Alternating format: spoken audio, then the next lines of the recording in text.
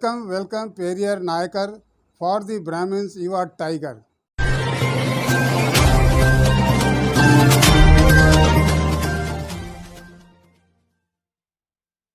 जय भीम, नमो बुद्ध। साथियों हमने देखा है कि दुनिया में लोग आते हैं और चले जाते हैं, पूरा जीवन जीते हैं, लेकिन बहुत कम लोग ऐसे होते हैं जो अपने जीवन तक तो लोगों के भीतर अपनी पहचान बनाते हैं, लेकिन बहुत कम लोग ऐसे होते हैं जो अपने बाद अपने जीवन की जो छाप है लोगों के मन मस्तिष्क पर छोड़ के जाते हैं।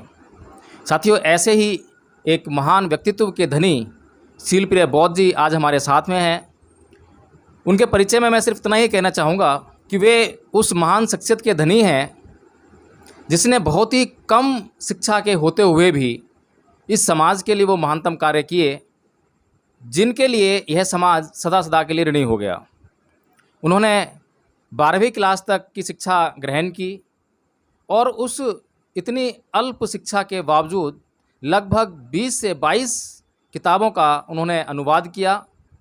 और जैसा कि हम जानते हैं कि अनुवाद करने का कार्य कोई छोटा मोटा कार्य नहीं है। बड़े बड़े पढ़े लिखे BA, MA, PhD करे हुए लोग भी अनुवाद के कार्य से घबराते हुए दिखाई देते हैं। और इसके साथ ही मैं आप लोगों को यह भी बता दूं कि ऐसी शख्सियत हैं कि जब 1958 में कानपुर के परेड ग्राउंड में पेरियार रामास्वामी जी आए थे, तब उनके स्वागत में अंग्रेजी में जो गीत गाया उन्होंने, जो कविता पढ़ी, और उसके बाद पेरियार रामास्वामी जी ने खुद उनके पीठ को थपथपाया और उन्हें आशीर्वाद दिया।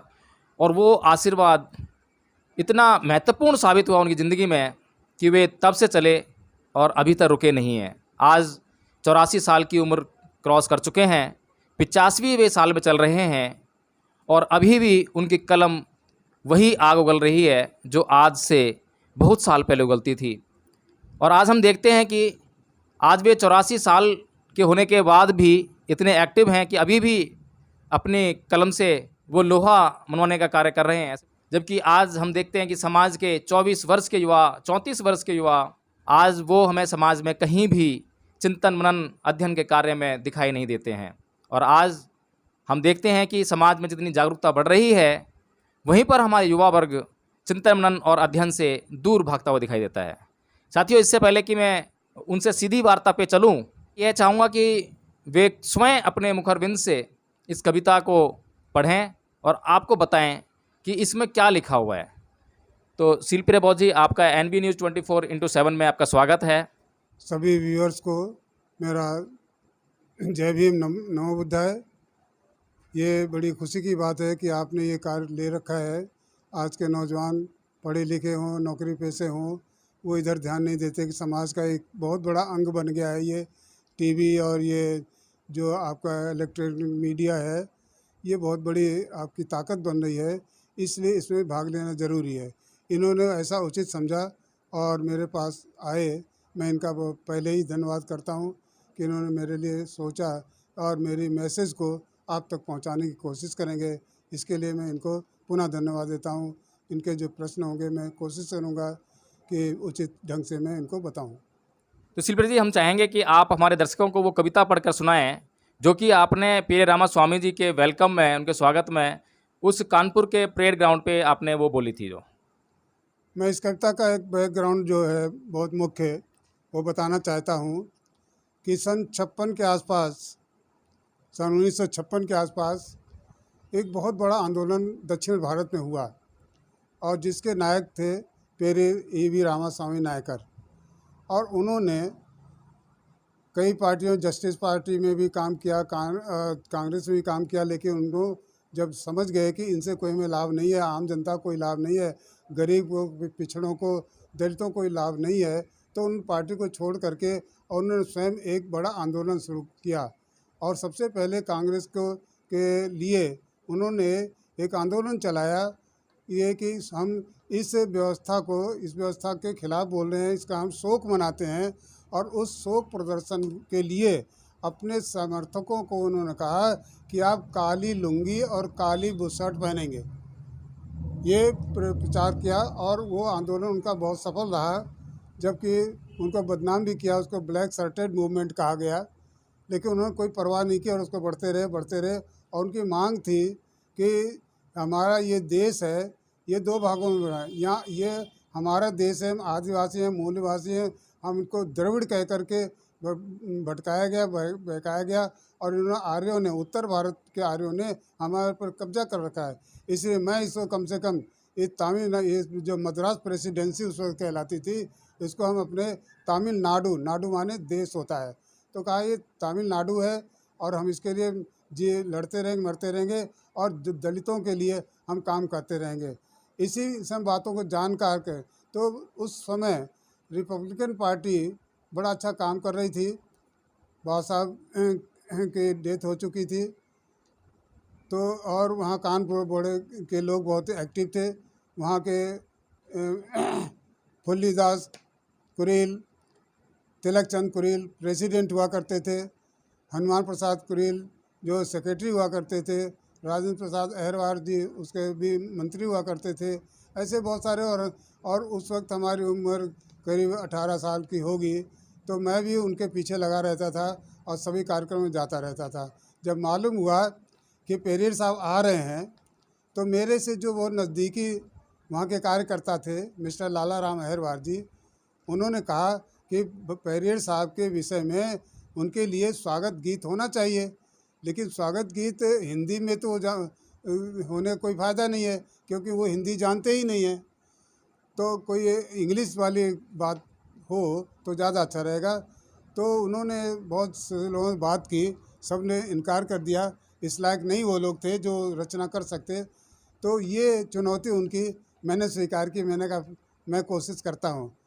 आप के लिए मैं बड़े गर्व की बात नहीं कहता अपने लिए, लेकिन मैं उस वक्त केवल मैं 11वीं क्लास में मैंने एडमिशन लिया था।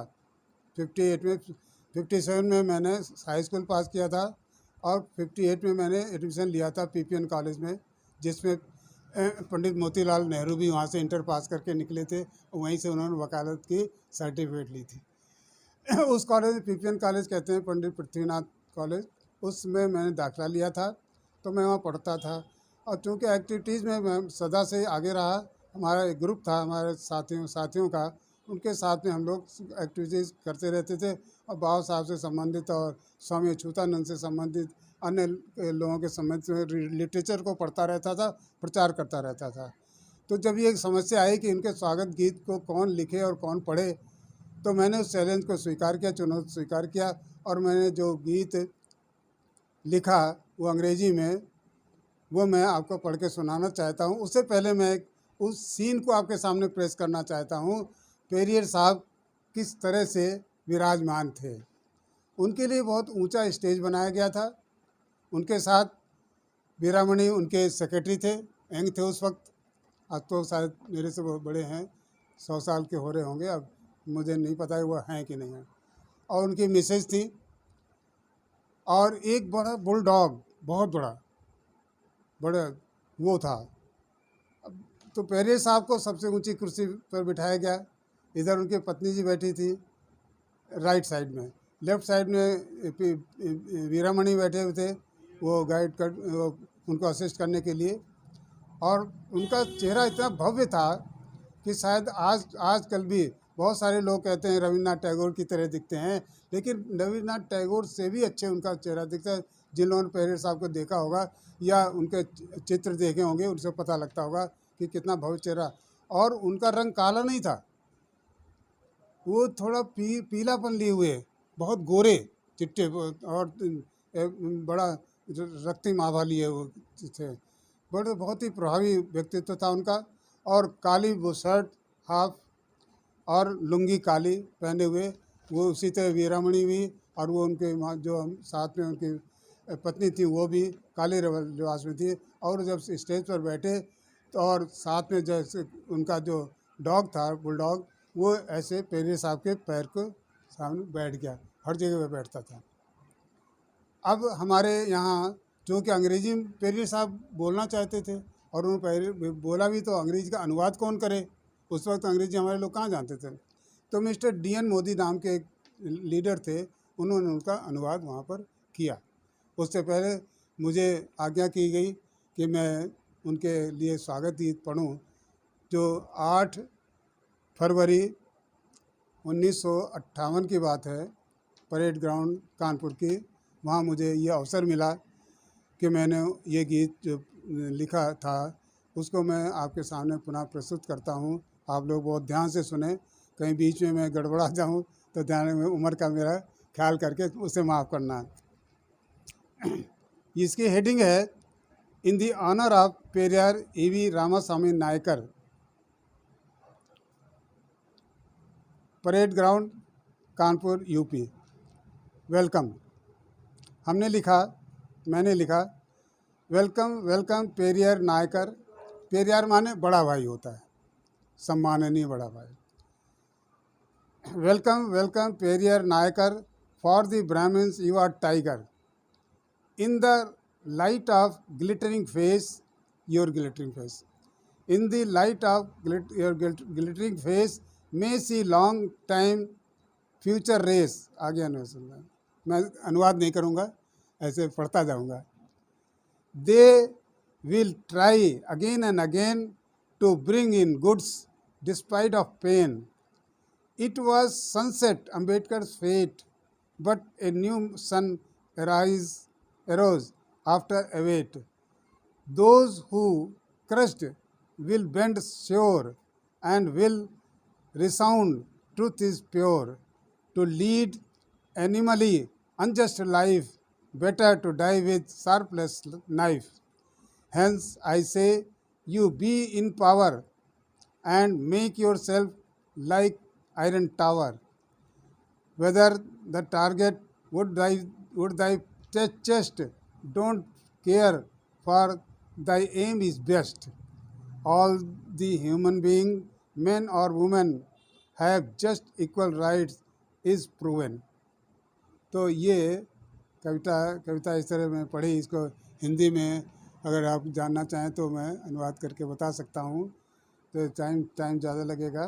अपना चैनल, आपका चैनल, समाज का चैनल, देश का चैनल NB News 24/7 को आप लाइक करें, सब्सक्राइब करें और ज्यादा से ज्यादा इसकी वीडियो को शेयर करें, ताकि हर खबर को मैं आप तक आसानी से पहुंचा